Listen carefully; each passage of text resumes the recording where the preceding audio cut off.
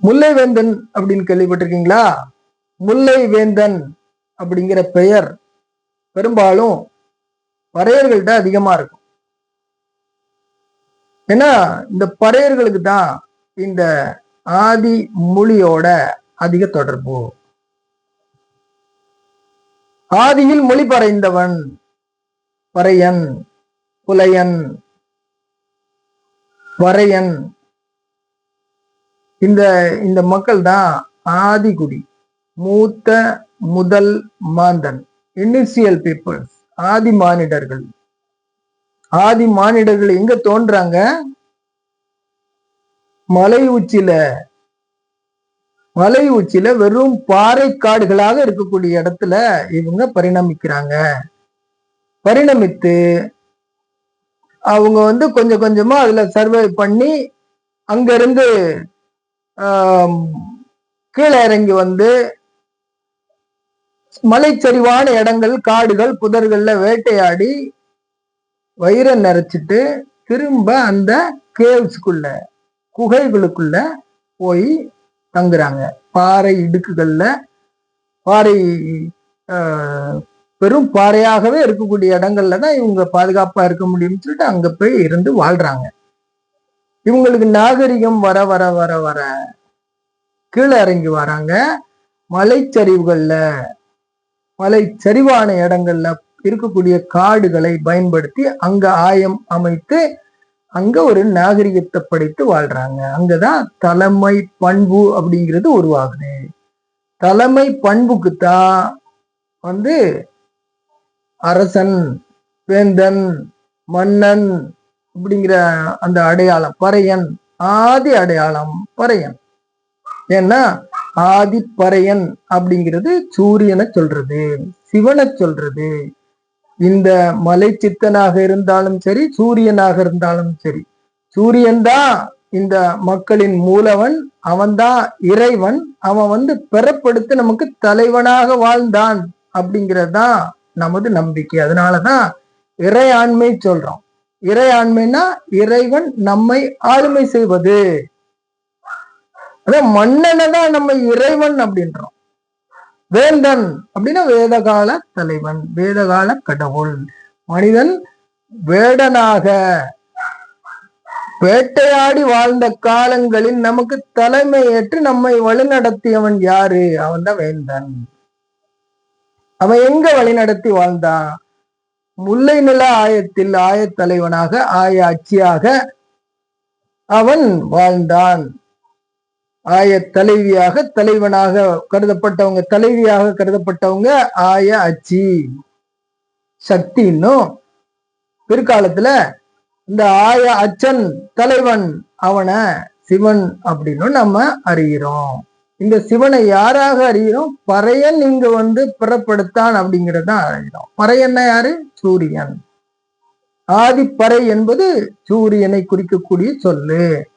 அந்த ஆதிப்பறை தான் பிற்காலத்துல இந்த மானிடன் அங்கிருந்து இந்த பர ஆய சித்தனாக இங்க வாழ்ந்துட்டு மறைஞ்ச பிறகு அங்கேயே போயிட்டான் அப்படிங்கிற பிறகுதான், அந்த புரிதல் வந்த பிறகுதான் பறையை பறையன் என்றார்கள். இன்றைக்கு நம்ம சூரியனைத்தான் வணங்குறோம், சிவனைத்தான் வணங்குறோம். அந்த சூரியன் தான் எல்லாத்துக்கும் மூலம். இங்க உள்ள உயிர்களுக்கு எல்லாத்துக்கும், மனிதனுக்கு மட்டும் இல்லை, ஒரு செல் உயிரிலிருந்து எல்லா கோடானு கோடி செல்களை கொண்ட பல்லுயிர்களுக்கும் அந்த சூரியன் தான் மூலம். சூரியனை நம்ம ஆதியில என்ன சொன்னோம்? பறை என்று சொன்னோம், ஆதிப்பறை. அந்த பறையினுடைய நினைவாகத்தான் தலையில கிரீடத்தை நாம சூட்டிக்கிறோம், தலப்பா கட்டுறோம். தலப்பா கட்டுறோம் எதுக்கு? அந்த பறையினுடைய அடையாளம் தான் பறைவட்டம். அதான் இன்றைக்கு திரிந்து காலப்போக்குல பரிவட்டம் அப்படின்னு மாறி நிக்குது. பரிவட்டம் அப்படின்னா பறைவட்டம் அர்த்தம். அந்த ஒரு சக்கரம்னு இன்னைக்கு சொல்றோம், சக்கரவர்த்தின்னு சொல்றோம், அது சூரியனோட பெயர் தான், சூரியனை குறிக்கக்கூடிய பெயர். மணிமுடி அப்படின்னா அது சூரியனை குறிக்கக்கூடிய பெயர்.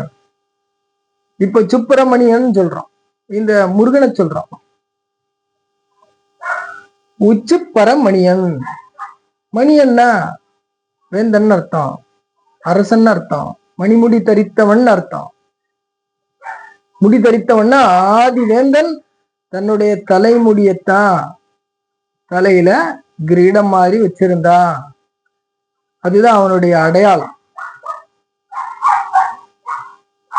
தலைமுடிதான் அவனுக்கு அடையாளம்.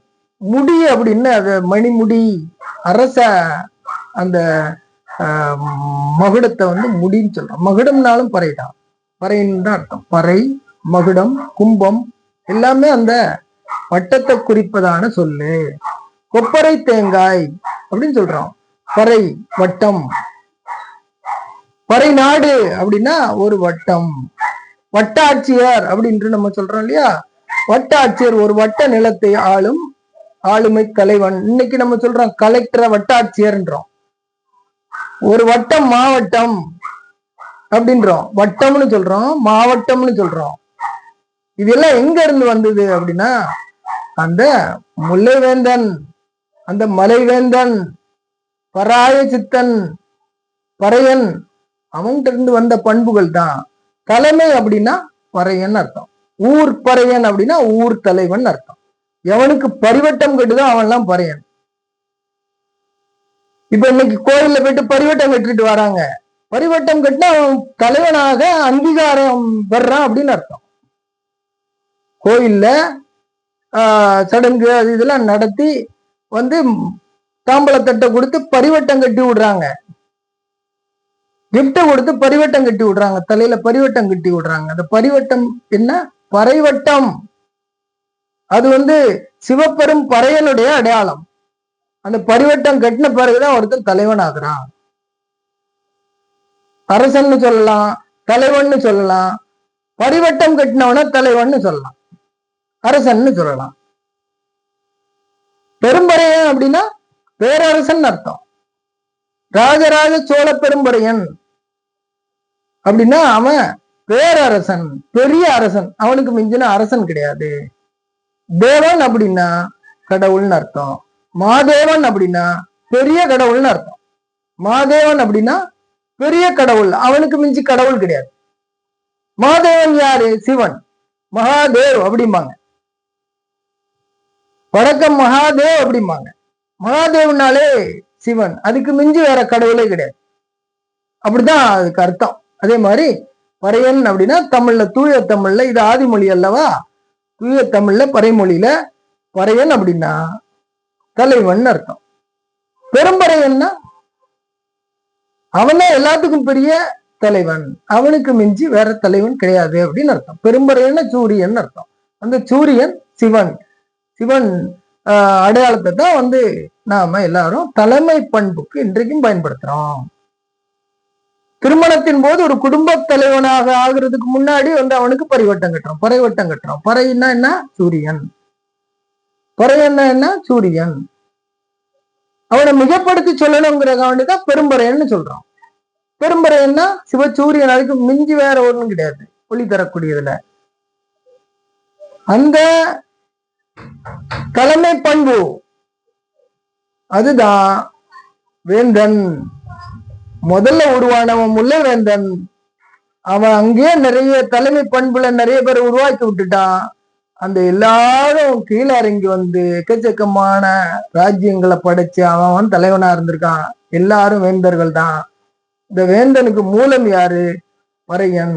பறையன்ல இருந்து உருவாகி அந்த ஆற்று பாதையில நடந்து ஆற்றங்கரையோரங்கள்ல ஊர்களை அமைத்து வாழ்விடங்களை அமைத்து நாகரிகம் பெற்றார்கள் இல்லையா? அந்த ஆற்று நாகரிகம் தான், ஆற்று கரை நாகரிகம் தான் முதல் மூல நாகரிகம். அந்த ஆற்றங்கரையில எக்கச்சக்கமான கோயில் இருக்கு. இப்போ தாமிரபரணி ஆற்றங்கரையில நைனா அங்க அது கடல்ல சேர்ற வரைக்கும் கோயில்கள் தான். அதெல்லாம் இந்த நாகரிகம் தான். இந்த மலையில இருந்து வந்த இந்த வரையர்கள் பறையர்கள் அவர்கள் அமைத்த நாகரிகம் தான் அது. அதை யாருமே மறுக்க முடியாது.